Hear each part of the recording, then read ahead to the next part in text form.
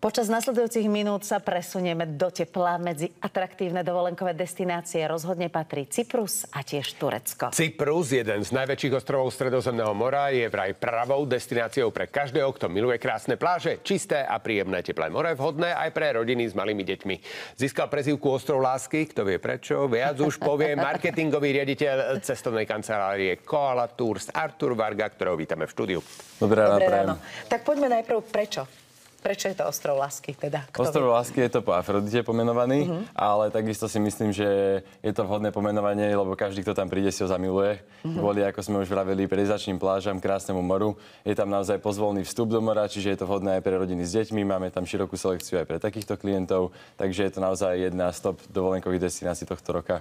A to sa týka Cypra aj Turecka a to sú teda destinácie, ktoré sú vhodné práve na letnú dovolenku. Tak si môžeme povedať možno ešte aj tie iné lákadlá a výhody, že prečo práve tieto dve destinácie? Tak tieto dve destinácie sú na slovenskom trhu, by som povedal, že najpopulárnejšie. Turecko dlhodobo, Cyprus je na vzostupe a naozaj sa mu darí a teší sa veľké obľúbe. Turecko najmä preto, lebo sú tam veľké rezorty, kde majú vlastne dovolenkári naozaj širokú škálu aktivít, či už ide o športové aktivity, vodné športy, sú tam tobogány, množstvo bazénov, výborná kuchyňa, ultra all inclusive služby, čiže to Turecko je naozaj vyhľadávané z tohto hľadiska. A Cyprus sa snaží konkurovať Turecku, by som povedal, že prináša už tiež naozaj veľmi kvalitné hotely a kvalitné služby a je tam ešte, by som povedal, o trochu zaujímavejšie more. Tamto more je naozaj predizačné, úplne že nádherné. To naozaj treba zažiť. Možno jedine, čo by som v Európe vedel porovnať, je Sardinia. Tou čistotou a krásou mora a tej pláže, tam je naozaj, každá pláž má nádherný buď biely alebo žltý piesok, to je jednoducho sen. Venujme sa teraz viac tomu Cypru. Lieta sa tam priamo zo Slovenska, ale na Cyprus sa chodí aj na severnú časť, aj na južnú. Vysvetlíme si tie rozdiely. A či lietate aj do iných miest, alebo len do jedného miesta na Cypre? My lietame iba na južný Cyprus, a to konkrétne do mesta Larnaka. Lietame z Bratislavy a z Košíc. A je to podľa mňa relatívne výhodné, pretože na severný Cyprus, ktorý vlastne patrí pod Turecko, sa lieta s prestupom v Turecku, s medzipristátim. Čiže my lietame na južný Cyprus a odtiaľ zabezpečujeme autobusové transfery či už na južnú časť, ktorá je grécka, alebo potom do tej severnej tureckej časti. Áno, čiže kto chce, tak si môže vyskúšať jednu aj druhú časť. A to sa týka asi aj rôznych lákadiel, ktoré táto krajina ponúka. Už ste spomínali tie nádherné pláže, ale čo napríklad jedlo?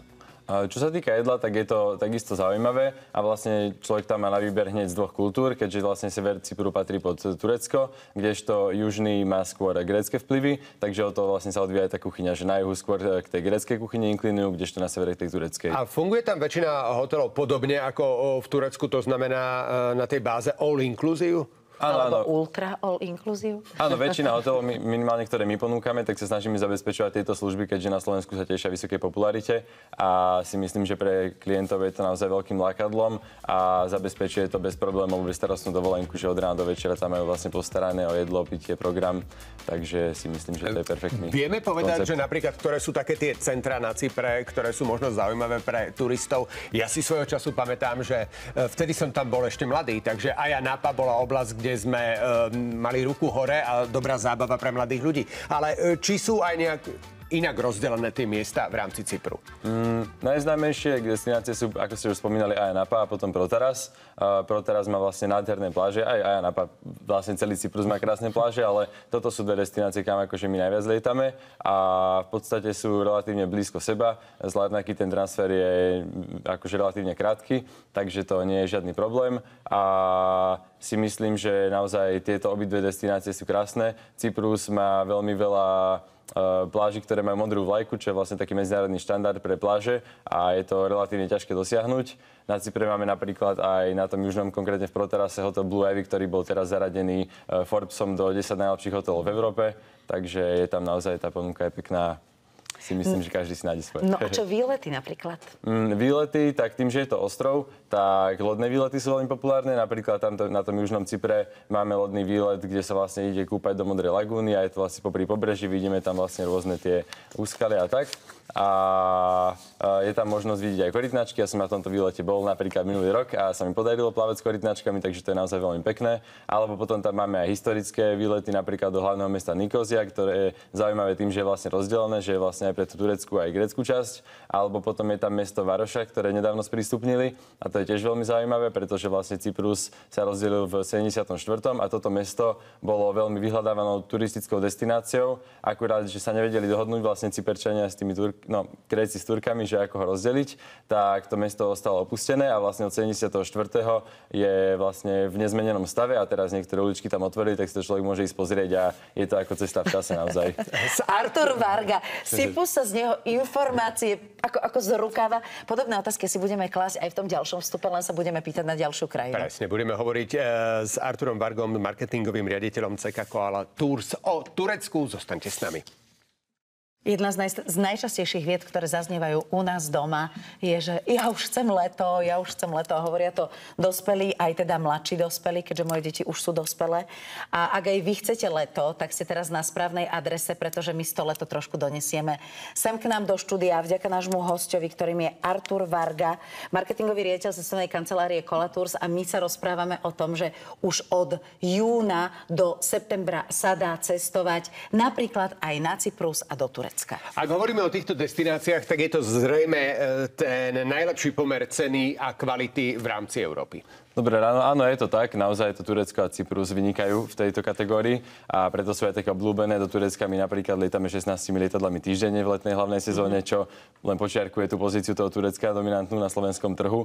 A tie hotely sú tam také obľúbené preto, lebo majú naozaj špičkové služby, čo sa týka jedla, aj doplnkových služieb, ale takisto aj vlastne čo sa týka pláží, lokality, tepla, je tam teplé more, pozvolný vstup do mora, krásna rodinná dovolenka, a takisto máme aj adults only rezorty, čiže iba pre dospelých, máme menšie rezorty, veľké slobogány, čiže tá ponuka je veľmi široká, exkluzívna a si myslím, že každý si tam nájde to svoje. No, ten Cyprus sme si rozobrali v predchádzajúcom vstupe, tak teraz sa poďme zamerať na Turecko, o ktorom vy už ste teda povedali tieto dôležité veci.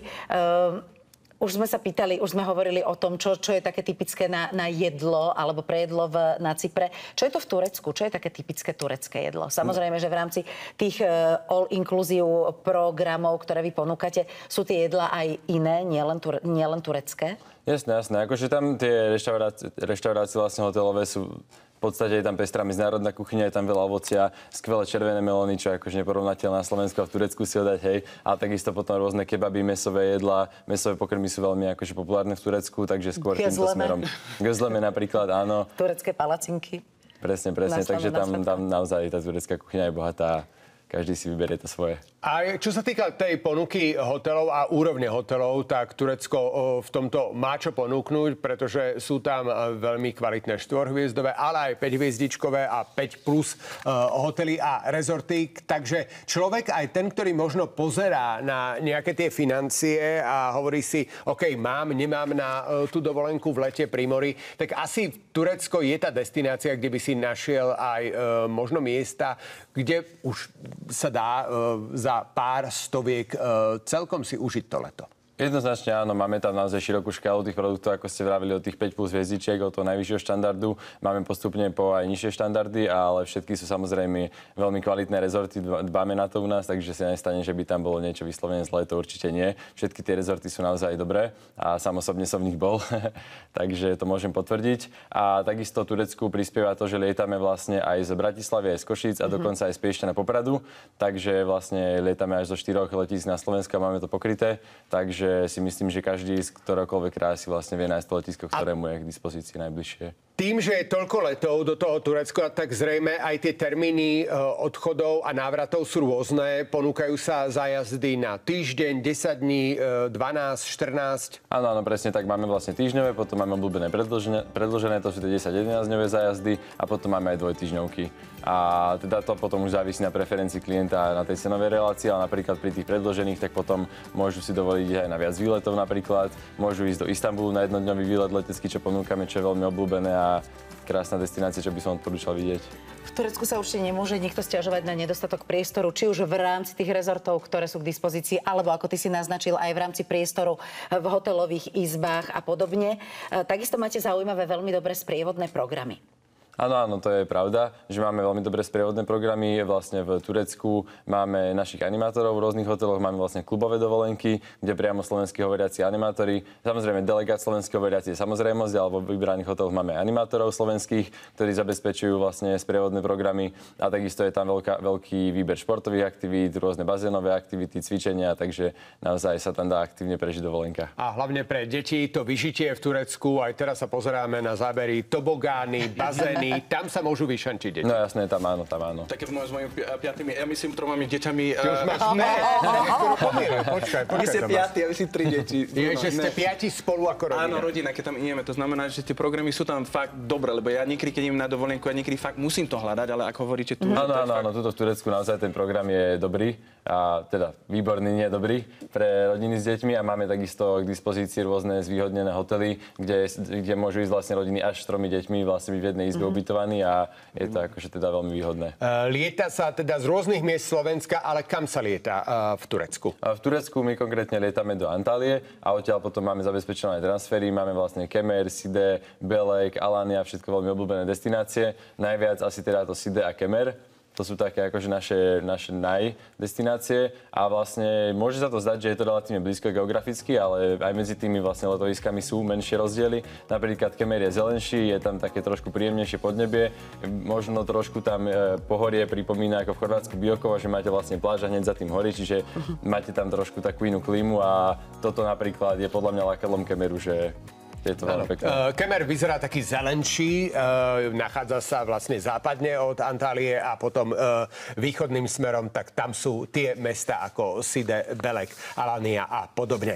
Ďakujeme veľmi pekne, že sme si mohli takto v krátkosti prejsť to, čo je v ponuke a je super, že sa lieta z rôznych miest Slovenska, že nie len z Bratislavy do týchto destinácií. Dnes sme hovorili o Cypre a Turecku s marketingovým riaditeľom CK Koala Tours Arturom Vargom. Ďakujem, že ste prišli do štúdia. Ďakujem pekne a ja pekný deň.